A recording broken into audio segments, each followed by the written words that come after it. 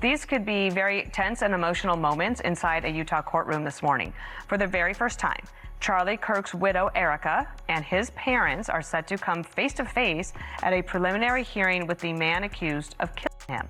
If you've been on True Crime TikTok lately, you've probably been seeing new things on the Charlie Kirk's never-ending saga. At this point, the Charlie Kirk saga is a reality show that never seems to run out of new episodes, because if it's not Candace Owens calling out Erika or Erika herself giving us meme-worthy material, it's probably something else. The current news is that Tyler Robinson has finally spoken. Some claim that he has finally confessed. Others claim that he might have finally revealed everyone involved. But the biggest question of all is, what exactly did Tyler Robinson say about Erika Kirk? Well, grab your popcorn, get comfortable, and let's get into the video. Depending on the part of the internet you are on, Tyler Robinson is either a cold-blooded killer, a manipulator, or someone convincing the world that things are not as they seem. For those who don't know how Tyler Robinson is connected to Erika Kirk, let's take a quick trip down memory lane. One morning, Tyler Robinson was just a normal 23-year-old that no one has ever heard of until he got his own Wikipedia page, and not for the right reason. Tyler Robinson, who was raised in a conservative household, started breaking away from his family point of view and might have taken his new ideologies a step too far on September 10th, 2025 at 12:23 p.m. while Charlie Kirk was at Utah University on his tour to help with the re-election of Donald Trump. He was shot,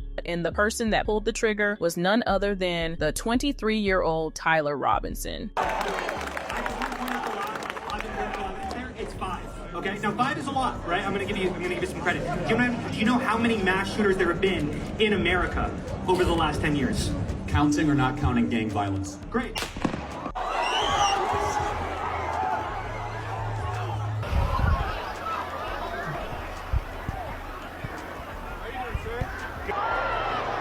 It immediately set into motion a 33-hour manhunt, and eventually Tyler Robinson was caught and charged with aggravated murder. And just like that, Tyler became a household name almost immediately. Now, for the first time since Charlie Kirk's death, Tyler Robinson appeared in court for a preliminary hearing, and this was the first major test for the prosecution.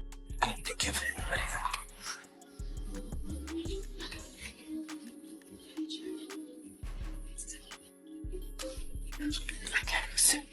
I'm sure with this news, everyone on the internet is waiting to hear guilty or not guilty, but this isn't that kind of trial, at least not yet. Instead, prosecutors have to convince the judge that they have enough evidence for the case to move forward. And they are not treating this like an ordinary case, because the prosecutors just dropped a bombshell. They announced that if Robinson is convicted at trial, they will seek the death penalty, and there's a possibility that it might be granted. But while prosecutors are trying to prove they have a strong case, Tyler Robinson's defense team is already pushing back, despite the fact that Tyler hasn't even made a plea, which everyone thinks is odd. His lawyers have questioned how Robinson became a suspect and have challenged parts of the evidence being presented against him. Your Honor, renew this standing objection and object on the grounds that there's no indication on this photograph of when it was taken in terms of relation to the actual incident at issue here.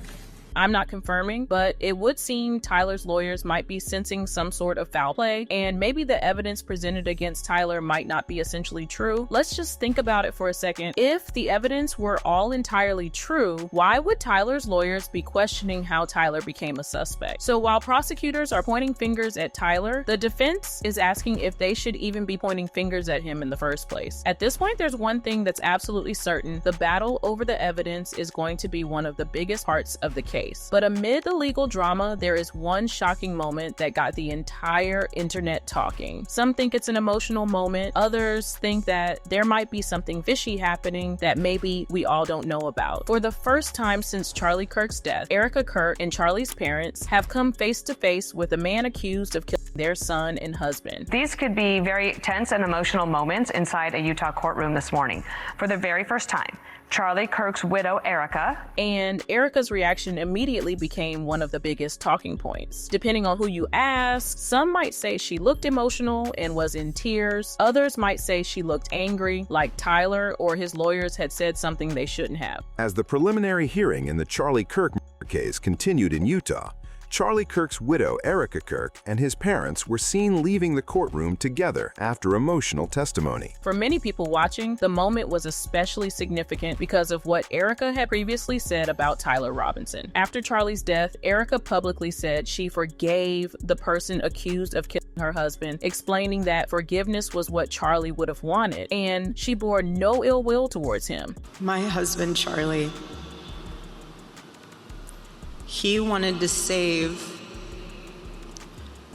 young men, just like the one who took his life. She wasn't even demanding justice or saying she wanted him punished, which was weird. I mean, her husband just got shot in the worst way possible, and she is talking about forgiveness. That's when fans began to suspect that maybe there's something Erika knows that we don't, because the way she was acting after Charlie's death made fans question if she was really a grieving widow. Imagine your husband being brutally assassinated and then you referring to his funeral as the event of the century. I don't even know where to begin. The fact that we were able to pull off an event of a century, like, it's just insane. Remember when Erika Kirk went on Good Morning America and was talking about how Candace was profiting off of her husband's death?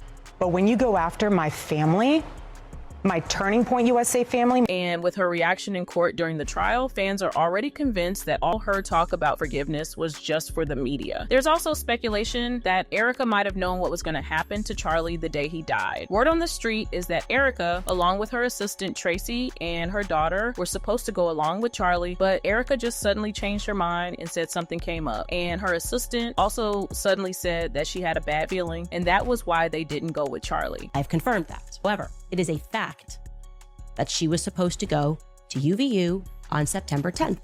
I remind you, this is Erika's assistant. And here's where it gets crazier. Tracy and her daughter actually told everyone that they didn't go because Tracy actually had a bad feeling. But the reason that Erika's assistant and her mother, Tracy, Erika's best friend, told people in their orbit something quite interesting, actually. The reason that they told her that they didn't go is different from the reason that Erika didn't go, obviously. Tracy and her daughter told people that Tracy had a bad feeling. Like I told you, you can. Now, the question on everyone's mind is, did Tracy actually get a bad feeling? Or did Erika know her husband was going to be killed? And if she did know, why didn't she warn him? There's one theory about why she might not have warned him, and maybe that was what Tyler has revealed in court, and that was what made Erika storm out of the court, because Tyler was going to reveal a secret that could change the entire case. Tyler's hearing has gone beyond legal argument. To all the parties involved, it now means different things. To Erika Kirk, it might reveal something she doesn't want revealed, or might just be justice for her husband's death. We can't tell yet. For prosecutors, it is the beginning of proving their case. And for Tyler Robinson's defense team, it was their first opportunity to challenge the evidence before this case potentially goes to trial, and maybe try to save Tyler from getting the death sentence. By the end of the 5-day hearing, the judge will decide whether prosecutors have shown enough evidence for the case to continue. But one thing is already clear. This is only the beginning of what is expected to be a long, closely watched, and drama-filled legal battle. Different fans and critics have left their comments on the ongoing issue, like this viewer who said, "The whole situation is horrendous. It feels like there is no chance of justice with how everything was handled." So what do you think? Do you think that there's something suspicious going on? Did Tyler say something to Erika, and could that be why she left court? We love to know your thoughts. Leave them in the comments. If you like this video, don't forget to like or subscribe.